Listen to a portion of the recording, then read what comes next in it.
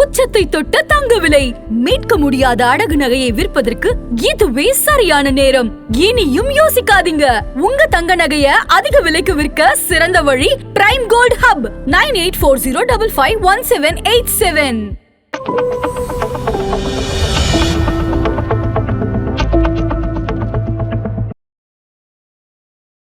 தங்கம் 2025 பொறுத்தவரையிலும் ஒரு கோல்டன் இயர்னு சொல்லலாம். தங்கத்தை பொறுத்தவரையிலும் தங்கம் ஏறி இருக்கு, வெள்ளி ஏறிக்கிட்டு இருக்கு, சைலண்டாக காப்பர், ஜிங்க்கு, அலுமினியமாகவும் ஏறிக்கிட்டு இருக்கு. ஸோ மெட்டல் செக்டார் எல்லாமே இப்போ ஃபோக்கஸில் இருக்கு.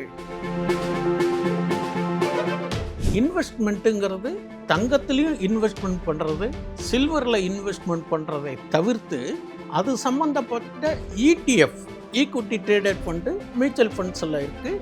அதே மாதிரி இந்த கோல்டு பீஸ், சில்வர் பீஸ் இதெல்லாமும் வாங்கலாம்.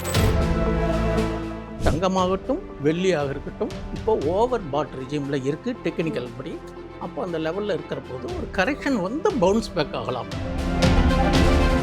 இப்போ கடைசியாக 2026 தங்கத்திலேருந்து பங்குச்சந்தை வரைக்கும் எப்படி சார் போக போகுது? பங்குச்சந்தை இறங்கி தான் ஏறத்துக்கு வாய்ப்புகள் இருக்குது. தங்கமாகட்டும் வெள்ளி ஆகட்டும் காப்பர், ஜிங்க்கு எல்லாமே 2026 பிரகாசமாகத்தான் இருக்கும். பெரிய கரெக்ஷன்ஸ்க்கான சான்சஸ் இல்லை என்பது என்னுடைய கருத்து. ஆதன் பிசினஸ் நேயர்களுக்கு வணக்கம். இன்னைக்கு நம்ம கூட ஃபினான்ஷியல் எக்ஸ்பர்ட் கோவை விஸ்வநாதன் அவர்கள் தான் ஜாயின் பண்ணியிருக்காங்க. வாங்க பேசலாம். வணக்கம் சார். வணக்கம்மா. எப்படி சார் இருக்கீங்க? நல்லா இருக்கம்மா. தங்கம் வெள்ளி தான் சும்மா தாறுமாறாக ஏறிட்டு போயிட்டு இருக்கு. முதலீட்டாளர்களுக்கு மகிழ்ச்சி, வர்த்தகர்களுக்கு மகிழ்ச்சி. பார்ப்போம். நிச்சயமா சார். 2025 பல முதலீட்டாளர்களுக்கு அதிர்ச்சி கொடுத்த ஆண்டுன்னு சொல்லலாம். ஏன்னா வெள்ளி கிட்டத்தட்ட தங்கம், பங்குச்சந்தை எல்லாமே பின்னுக்கு தள்ளி வெள்ளி முன்னோக்கி போய்கிட்டு இருக்கு. ஸோ வெள்ளியோட விலை இப்படியே போய்கிட்டு இருக்கு. பொதுவாக பங்குச்சந்தை ஒரு வி ஷேப் ரெக்கவரிம்பாங்க. அது தங்கம் 2025 பொறுத்தவரையிலும் ஒரு கோல்டன் இயர்னு சொல்லலாம். தங்கத்தை பொறுத்தவரையிலும் வெள்ளி பிற்பகுதியில் ஏற ஆரம்பிச்சிருக்கு. அப்போ 2026 சில்வர் இயராக வச்சுக்கலாம் அப்படின்றது எனது புரிதல். அப்போது தங்கம் ஏறி இருக்கு, வெள்ளி ஏறிக்கிட்டு இருக்கு, சைலண்டாக காப்பர், ஜிங்க்கு, அலுமினியம்லாமும் ஏறிக்கிட்டு இருக்கு. ஸோ மெட்டல் செக்டார் எல்லாமே இப்போ ஃபோக்கஸில் இருக்கு. இந்த ஏற்றத்துக்கான காரணம் என்ன அப்படின்னு நீங்கள் பகுப்பாய்வு செய்து பார்க்குறீங்கன்னா, ஒன்று தங்கத்தை பொறுத்தவரையிலையும் உலக அளவில் அவங்களுடைய ரிசர்வ் வச்சுக்கிறதுக்காக கோல்டு அக்ரஸிவ் பையிங்.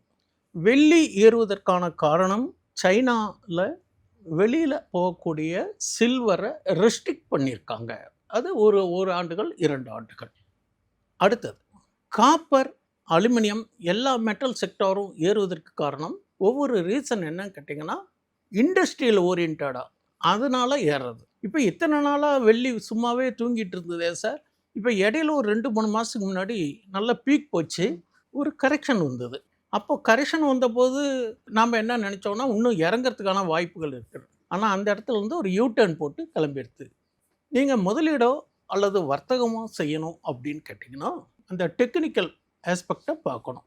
சொந்த தேவைக்கு வாங்குறதெல்லாம் பகுதியாக வாங்குங்கள். ஏறி இருத்துன்னு கவலையும் பட வேண்டாம், இறங்கி இருத்துன்னு வருத்தமும் பட வேண்டாம். ஏன் அப்படின்னு கேட்டிங்கன்னா முதலீட்டாளருக்கு இறங்கினா அவங்க வாங்கின விலையிலேருந்து இறங்குதுன்னு வருத்தம். சொந்த தேவைக்கு பயன்படுத்துவவர்களுக்கு ஏறினா ஐயோ வாங்க முடியலையே. அப்போ நம்ம வாங்க வேண்டிய இடத்துல வாங்கணும், விற்க வேண்டிய இடத்துல விற்கணும் முதலீட்டாளர்கள் அல்லது வர்த்தகர்கள். சொந்த தேவைக்கு இன்வெஸ்ட்மெண்ட்டுங்கிறது தங்கத்துலேயும் இன்வெஸ்ட்மெண்ட் பண்ணுறது, சில்வரில் இன்வெஸ்ட்மெண்ட் பண்ணுறதை தவிர்த்து அது சம்மந்தப்பட்ட ETF, equity traded fund, mutual funds எல்லாம் இருக்குது. அதே மாதிரி அந்த கோல்டு பீஸ், சில்வர் பீஸ் இதெல்லாமும் வாங்கலாம். ஏன் நான் ரியலாக ஒரு பொருளை தங்கத்தையோ சில்வரையோ வாங்குவதை விட இது ஏன் பரவாயில்லை அப்படின்னு சொல்கிறேன் அப்படின்னு கேட்டிங்கன்னா, அதில் வாங்கினாலும் டேக்ஸு, விற்றாலும் டேக்ஸ். ரெண்டாவது மிகப்பெரிய சரிவு வரும்போது நம்மளுடைய கேபிட்டல் குறையிறதுக்கான டெப்ரிசியேஷனுக்கு வேல்யூ இருக்குது. அதே ஒரு இடிஎஃப்ஓ, கோல்டு பீஸோ, சில்வர் பீஸோ வாங்கினீங்கன்னாக்கா பெரிய அளவில் ஏறத்துக்கும் லேட் ஆகும், அதே மாதிரி இறங்கிறதுக்கும் லேட் ஆகும். ஒரு எஸ்ஐபியாக நாங்கள் பண்ணுறோம் சார், அதிக தொகை கொடுத்து வாங்குறதுக்குலாம் எங்களுக்கு வசதி இல்லைன்னா எஸ்ஐபி மெத்தடில் நீங்கள் கன்சிடர் பண்ணலாம். அப்போ மினிமம் ஒரு 5 இயர்ஸ் 10 இயர்ஸுங்கிற போது அதுக்கான ஒரு பாசிட்டிவ் அவுட்புட்டு கிடைக்கிறதுக்கு சான்சஸ் இருக்குது. இந்த மாதிரி நம்ம என்ன செய்யணும்னு கேட்டிங்கனாக்கா, முதலீடுங்கிற போது அதிக தொகை உபரியாக இருக்கக்கூடிய பணத்தை வைத்து வர்த்தகம் தட் இஸ் முதலீடு செய்வதுன்றது ஒரு தனி பிஸ்னஸ். ட்ரேடிங் ஆஸ்பெக்டில் ஒரு நண்பர் ஃபோன் பண்ணி கேட்டார். நிறைய பேர் கேட்பாங்க, சார் இப்போ எல்லாரும் சில்வர் ஏறிடுதுன்னு சொல்லிக்கிறாங்களே, நான் வாங்கலாமா சார்? சில்வர் பாராக வாங்கலாமா இல்லை பொருளாக வாங்கலாமான்னு கேட்டார். ரெண்டையுமே செய்யாதீங்க. ஏன் ரெண்டையும் செய்யாதீங்கன்னு கேட்டிங்கன்னா, ஒரு பாரா வாங்கினாக்கா அதை ஒரு ஹோல்சேல் கடையிலையோ அல்லது அதுக்கான ஜுவல்லரி மார்க்கெட்டில் போய் கொடுக்குற போது அதுக்கான ரேட்டு கொஞ்சம் குறைவாக தான் எடுத்துப்பாங்க. அதுக்கு சில ஃபார்மாலிட்டிஸு, டேக்ஸஸ்ஸு அண்டு வேஸ்டேஜஸ்ஸு இந்த மாதிரி பல விஷயங்கள் இருக்குது. அது அவங்களுடைய வியாபார ரீதியாக சில சிரமங்கள் இருக்கும். சரி, சொந்தமாக வீட்டு உபயோகத்துக்கு வாங்கிக்கலாம் அப்படின்னா அது வேணால் கன்சிடர் பண்ணுங்கள். அதுக்கு பதிலாக வேறு என்ன சார் பண்ணலாம்? ஒருத்தர் சொல்கிறாங்க, அதை பார்த்தேன், யூடியூப்பில் பார்த்தேன், பேப்பரில் படித்தேன், இதை பண்ணி எந்த பிஸ்னஸுமே செய்யாதீங்க. நீங்கள் தொழில்நுட்ப ரீதியாக பகுப்பாய்வு செஞ்சு இது வாங்கக்கூடிய இடத்துல இருக்கா இல்லை விற்கக்கூடிய இடத்துல இருக்கான்னு முடிவு பண்ணுங்க. அப்போ நம்ம என்ன பண்ணுறோம் கேட்டிங்கன்னா, நல்ல பீக்குக்கு வந்துருச்சு. ஷார்ட்லி எனது பார்வையில் எனது புரிதல் என்னன்னு கேட்டிங்கனாக்கா, வெள்ளி இந்த ரேட்டில் இருந்து ஒரு 10% 15% கரெக்ஷன் வரலாம். கரெக்ஷன் மீன்ஸு கிராஷ்ன்னு நான் சொல்லலை, ஒரு ப்ராஃபிட் புக்கிங். அப்போ அந்த ப்ராஃபிட் புக்கிங் வரும்போது விலை இறங்கிறதுக்கு வாய்ப்புகள் கொடுக்கும். இந்த ரேட்டில் வாங்கினீங்கனாக்கா உங்களுடைய என்டையர் அமௌண்ட்டையும் போட்டு இந்த விலையில் வாங்காதீங்க. இப்போ கொஞ்சம் வாங்குங்க, மறுபடியும் ஒரு 10% குறைஞ்சதுன்னா அப்போ வாங்குங்க. அப்போ எங்கே அது பவுன்ஸ் பேக் ஆகிறதுக்குன்னா நமக்கு சில டெக்னிக்கல் இண்டிகேட்டர்லாம் இருக்குது. அது இந்த மாதிரி விஷயம் தெரிஞ்சவங்கக்கிட்ட கேட்டு நீங்கள் அதுக்கு தகுந்த மாதிரி ஃபாலோ பண்ணணும். அப்போ டெக்னிக்கல் இண்டிகேட்டர்ஸுங்கிற போது 2 விஷயம் இருக்குது. ஒன்று ஓவர் பாட், ஓவர் சோல்டு. நாம் இந்த க்ரீட் அண்டு ஃபியர்னு மார்க்கெட்டில் ஒரு காமன். அப்போ க்ரீடு ஃபியரை ஃபாலோ பண்ணி தான் நம்மளுடைய வர்த்தகமோ அல்லது முதலீடோ இருக்கணும். சில்வரை பொறுத்தவரையும் என்ன கேட்டிங்கனாக்கா, நான் ஏற்கனவே போன வீடியோவில் கூட சொல்லியிருக்கேன், நிறைய இடத்துலையும் சொல்லியிருக்கோம். சைனாவினுடைய எக்ஸ்போர்ட்டு ரெஸ்ட்ரிக்ட் பண்ணியிருக்காங்க, இது ஒரு காரணம்.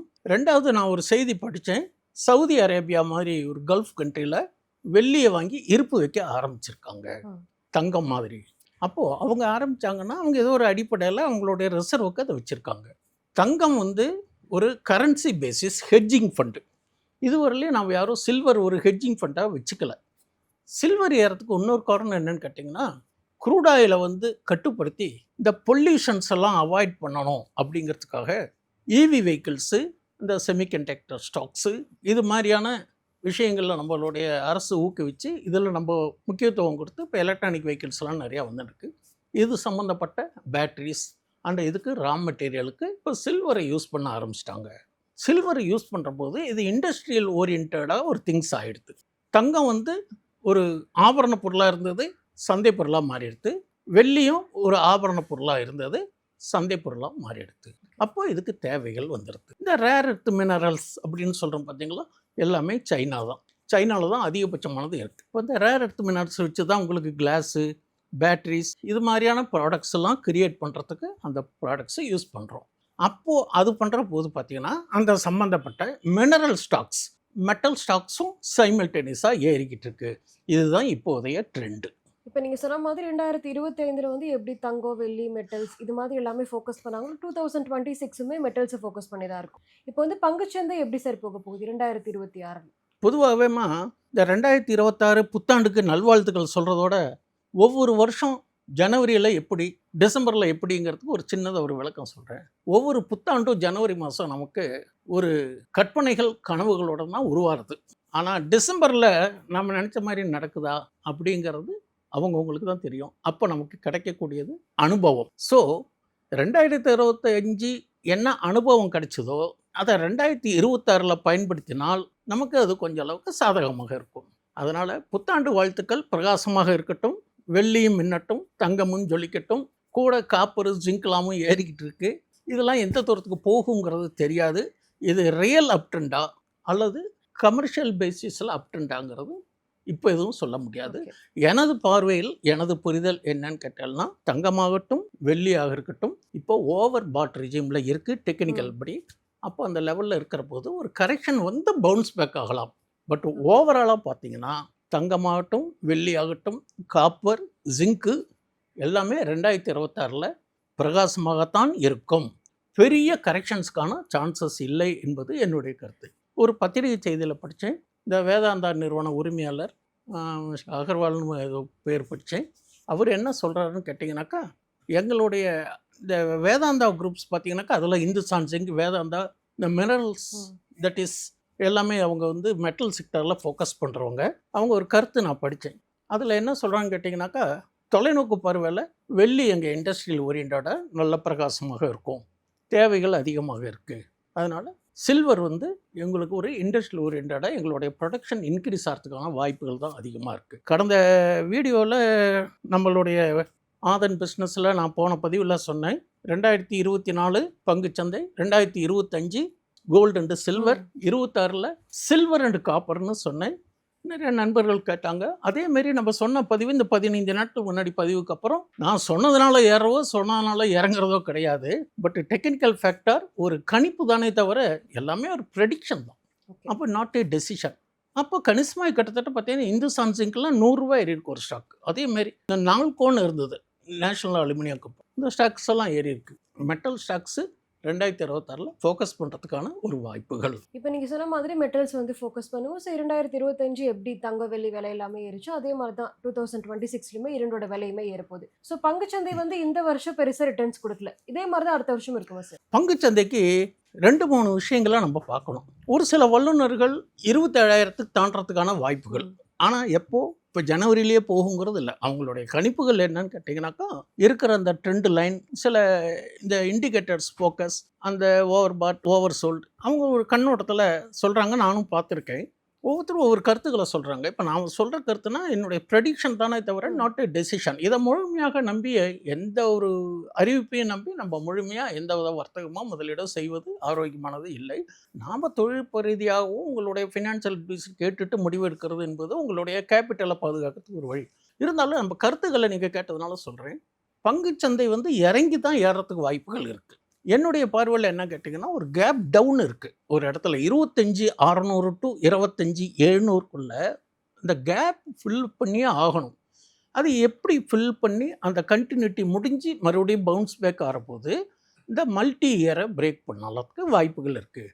அப்போ அந்த வல்லுநர்கள் சொல்கிற போது இப்போ எங்களை மாதிரி சொல்கிறவங்களுக்கு அந்த 27,000 26,900 போகிறதுக்கான வாய்ப்புகள் 2026 இருக்குது. சப்ஜெக்ட் டு ஜப்பான் இன்ட்ரெஸ்ட் ரேட்டை ஏற்றிருக்காங்க. அப்போ ஜப்பான் இன்ட்ரெஸ்ட் ரேட்டை ஏற்றினா இந்த லெண்டிங் இஷ்யூ வரும். இங்கே குறைவான விலையில் வாங்கி மற்ற இடத்துல அதிகமான வட்டிக்கு கொடுக்குற நிறுவனங்களுக்கு ஒரு கரெக்ஷனுக்கான சான்சஸ் இருக்குது. இது உலக அளவில் எதிர்பார்க்கப்படுகிறது. எப்போ அது தெரியும் அப்படின்னு கேட்டிங்கனாக்கா, கொஞ்சம் சமீப நாட்களில் தெரியும். ஏன்னா இப்போ தான் 10 நாளைக்கு முன்னாடி இதை அறிவிப்பு வச்சுருக்காங்க. இது ஒரு பக்கம். இதனால நமக்கு எந்த பாதிப்பும் இல்லையா சார்? பாதிப்புகள் அப்படிங்கிற போது எல்லாம் ஒரு கரெக்ஷன்ஸ் வரப்போது என்ன கேட்டிங்கனாக்கா, இதனால் நம்மளுடைய எக்கனாமிக்கோ மைக்ரோ எஃபெக்டோ ஒன்றும் பெருசாக இல்லைன்னா கூட பார்வையின் கோணத்தில் பார்த்தீங்கன்னாக்கா அதனுடைய யூட்டிலைசேஷன் வந்து லெண்டிங் யூட்டிலைசேஷன்ஸ் கொஞ்சம் பாதிப்புகள் இருக்க தான் செய்யும். ரெண்டாவது பங்குச்சந்தையை பொறுத்தவரையிலையும் மைக்ரோ டேட்டா தான். இப்போ நமக்கு எக்ஸ்போர்ட் வந்து அதிக அளவில் போகாமல் இம்போர்ட்டு தான் இருக்குது. கடந்த மாதம் வைத்த புள்ளி விவரங்களில் இது கொஞ்சம் இன்க்ரீஸ் ஆச்சுன்னா நமக்கு ஒரு வாய்ப்பாக இருக்கும். சந்தைக்கு சாதகமான சூழ்நிலைகளும் இருக்குது.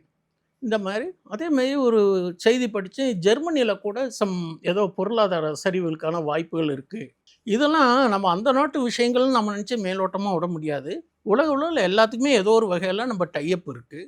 ஒன்றா ஆட்டோமொபைல் செக்டார்லேயோ அல்லது ஃபினான்ஸ் ஆஸ்பெக்ட்லேயோ அல்லது வந்து கிராசரிஸ் இது மாதிரி இருக்குது. இப்போ கடந்த ஒரு சில நாட்களுக்கு முன்னாடி இந்த யூகேல பார்த்தீங்கன்னாக்கா ஒரு ட்ரேட் டீல் நமக்கு சாதகமாக ஆயிருக்கிறதுனால இந்த ஃபுட் ஆர்டிகல்ஸ்க்கெலாம் ரிலாக்ஸ் பண்ணியிருந்தாங்க. அப்போ வந்து இந்த எல்டி ஃபுட்ஸு இந்த மாதிரி ஸ்டாக்ஸ் எல்லாம் கொஞ்சம் இறங்கி நல்லா இப்போ ஏறி பழைய ரேட்டுக்கு வந்திருக்கு. அதனால் ஒரு சரிவோ ஒரு கரெக்ஷனோ வந்தால் நாம் அது ஒரு ஆப்பர்ச்சுனிட்டிஸாக எடுத்து தான் நம்ம வந்து பை பண்ணலாம். முதலீட்டாளர்கள் இதுக்காக கவலைப்பட வேண்டாம். சந்தை என்று இருந்தால் ஏற்ற இறக்கம் இருப்பது என்பது இயல்பான உண்மை. வர்த்தகர்கள் அதுக்கு முறையான ஸ்டாப் லாஸை போட்டு செய்கிறது நம்மளுடைய கேபிட்டல் எரோஷனை அவாய்ட் பண்ணலாம். கூடுமானவர்களே அவங்க சொல்கிறாங்க இவங்க சொல்கிறாங்க, நான் அதில் பார்த்தேன் இதில் பார்த்தேன் இந்த செய்திகள் இருக்குன்னு எதுவுமே தெரியாமல் போய் இன்வெஸ்ட்மெண்ட்டோ வர்த்தகமோ செய்யாதீங்க.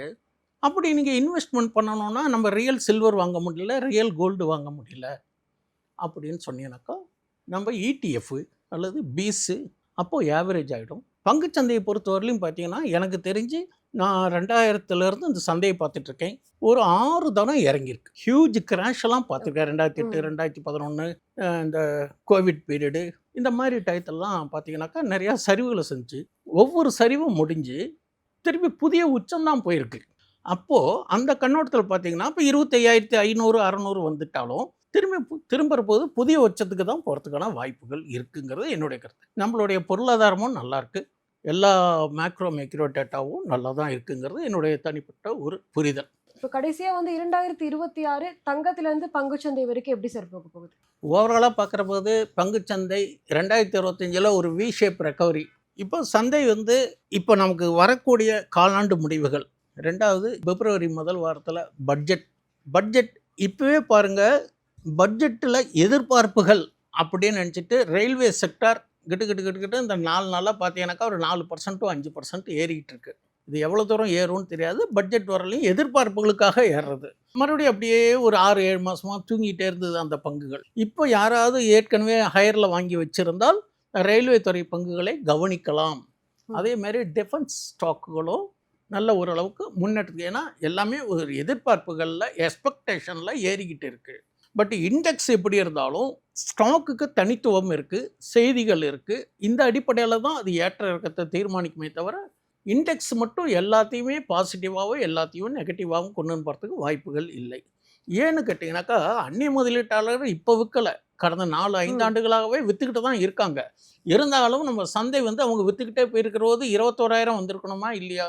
ஏன் வரல? நம்மகிட்ட இருக்கிற எஸ்ஐபி, நம்மகிட்ட இருக்கிற மியூச்சுவல் ஃபண்ட்ஸு, நம்ம domestic fund managers can balance தட்டு அந்த இண்டெக்ஸை மெயின்டைன் பண்ணிக்கிட்டு இருக்காங்க. பல லட்சம் கோடி கையில் இருப்பில் இருக்குது.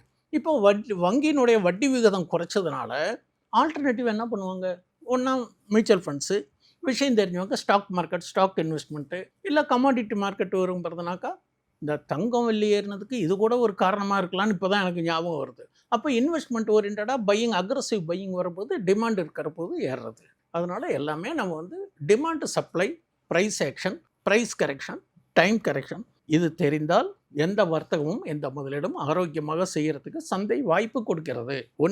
ஒரு இன்ட்ராடே ட்ரேடிங் அப்படின்னா 1 day 1 stock 1 entry 1 exit with 1 strategy. நூற்றுக்கணக்கான ஸ்ட்ராட்டஜிஸ் இருக்குது. எல்லாமே ஒர்க் அவுட் ஆகுமாங்கிறது அவங்களுடைய அனுபவத்தை பொறுத்து தான். அப்போ அதனால் நீங்கள் ஒரு ஸ்ட்ராட்டஜி ஃபார்ம் பண்ணிக்கணும். உங்களுடைய ட்ரேடிங் பிளாட்ஃபார்ம்லேயே நிறைய இண்டிகேட்டர்ஸ் இருக்குது, அதில் உங்களுக்கு பிடிச்சதை செட் பண்ணிக்கலாம். ஒரு இஎம்ஏ அப்படின்னு எடுத்துட்டிங்கனாக்கா விடபிள்யூஏபி, வால்யூம் வித் ஆவரேஜ் ப்ரைஸ். ஒரு சில பேர் அதை வச்சு பண்ணுவாங்க, சில பேர் பிரேக் அவுட் பார்ப்பாங்க, சில பேர் 200 இஎம்ஏ பார்ப்பாங்க. இந்த மாதிரி ஒவ்வொருத்தருக்கும் ஒரு ஸ்ட்ராட்டஜிஸ், யுக்திகள் ஃபாலோ பண்ணணும். எதுவுமே தெரியாமல் சார் நான் 1 லட்ச ரூபாய் போடுறேன், எனக்கு 1,4 லட்ச ரூபா வேணும்னு எதிர்பார்த்தால் நிற்கக்கூடியது ஏமாற்றம் தான், மிச்சம் ஏமாற்றம் தான். அனுபவம் என்பது அனுபவத்தில் தான் வரும், சொல்லி வராது அனுபவம். சர்க்கரை என்றால் இனிக்காது, இதுதான் நிதர்சனமான உண்மை. கோல்டு சில்வர் மார்க்கெட் பற்றி நிறைய விஷயங்களை சொன்னீங்க, ரொம்பவே நன்றி. நன்றிம்மா. மீண்டும் வாய்ப்பு கொடுக்குற போது அடுத்த முறை சந்திப்போம். தேங்க்யூ.